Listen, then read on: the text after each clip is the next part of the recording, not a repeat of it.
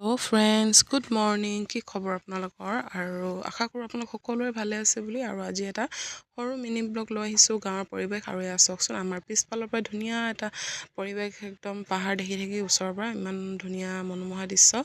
আপোনালোকৰ লগত অকণমান শ্বেয়াৰ কৰিলোঁ আৰু এয়া আমাৰ পথাৰখন অকণমান দেখাই দিছোঁ দূৰণিৰ পৰা আৰু খুব সুন্দৰ পাহাৰ আৰু পথাৰ কম্বিনেশ্যনটো বহুত বিৰাটেই ধুনীয়া আৰু আপোনালোকে চাওকচোন ইমান ধুনীয়া পৰিৱেশ গাঁৱত সঁচাকৈ বহুত ভাল লাগে ন গাঁৱৰ পৰিৱেশ আৰু এয়া আমাৰ সৰু বেটি পুখুৰীত মাছ ধৰিব লওঁতে তাইও অলপ মানে খেলিবলৈ মন গ'ল তো এয়া আৰু অকণ সাঁতুৰি আছে আৰু দেউতাকে মাছ ধৰি আছে আৰু এইফালে ডাঙৰ আমাৰ কন্যাজনী আৰু এয়া মাছ পালে কেইটামান আৰু এয়া